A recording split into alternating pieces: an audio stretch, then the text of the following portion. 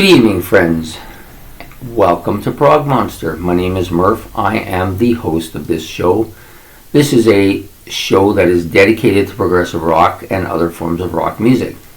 So we're starting a new series starting tomorrow morning on February the 1st. This series will be entitled My Favorite 28 Albums of 1975. And if you're wondering why I chose 1975, it was actually the first year that I started really listening to what I would call classic rock. Before that, I was listening to some country western that my parents had, and some Mozart and that from the library, and also some 50s CDs on K-Tel that my friends had. And then he got a first disc and made one, and I started getting into more classic rock and into them. For me, it was modern at the time. So how this is going to work is that the overriding thing is that they're my favorite albums. There are a few bands in here that will get 2 albums because they had 2 albums that year, and I happen to like them enough to make my top 28. And also there'll be some lives. There's a couple lives on here as well.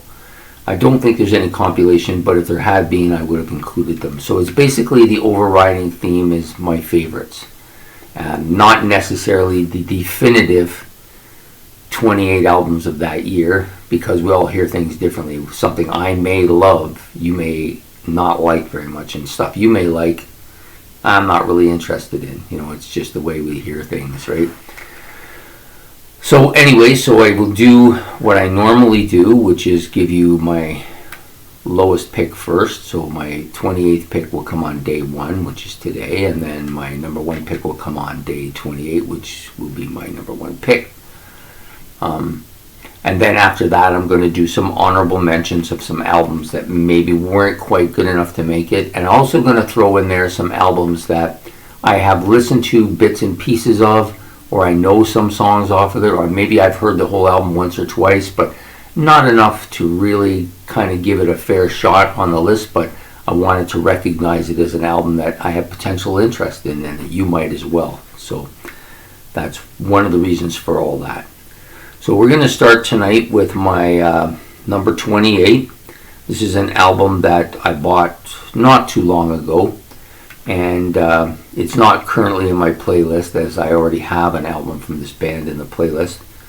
But we're going to talk about this album tonight, Camel's Snow Goose. It's an excellent album. Basically, it's an instrumental album, and normally with the when I critique this album in another event we were doing, I critiqued it by songs, and to be honest with you, that doesn't really work with an album like this, because this is a kind of a little bit of a concept album. It's a movie soundtrack, so it's whatever the movie was about was what the song was about. I think it's a movie soundtrack, is it not? I believe it is. Well, it is. It's called music inspired by the Snow Goose, but I guess it really is more of a concept album. So you don't really want to separate that, because it doesn't. Individually, it didn't really make much sense. You have to listen to it as a whole. Now, it is an instrumental, and as you probably know, I'm not a huge fan of instrumentals, although that is changing slowly. There are some songs and some albums I'm starting to like this one, that are pretty much all instrumental. This is an entirely instrumental, no vocals on it at all. If you're looking to get into Camel and you like instrumental, this is your choice. However, if instrumental isn't your way to go, you may want to choose like maybe Moon Madness, or perhaps Mirage, or one of the other ones. But for this purposes, for today, this is the album we're doing. This album was released in May of 1975, so it falls well within the qualifications. It'll have to be from 1975. Some really solid musicianship on the album. Lots of really good keyboards and guitars. Some nice structured melodies, And I just missed the vocals. That's the only thing that I missed. If there was vocals, maybe I'd like it even more.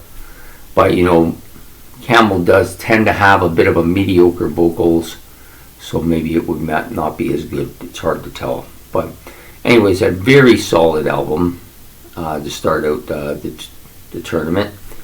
And I hope you like this. If you did, please like and subscribe. It's much appreciated.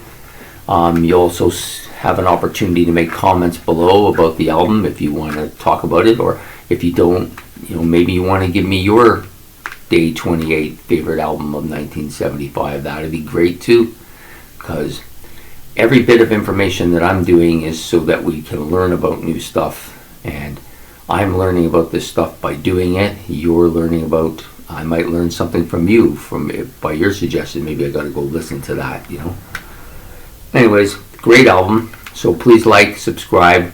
It's much appreciated, and we'll be back this will come out tomorrow morning, and we'll be back the following day with another one. And these will all be released at 8 a.m. on the first day. This is day 28. This is day 1, album number 28, which will be released on February 1st and at 8 in the morning, and they all will be released at 8 in the morning. That's the target. I pretty much like to do that time slot for most of my series. So anyways, you have a good night, and we will see you in the morning. Bye.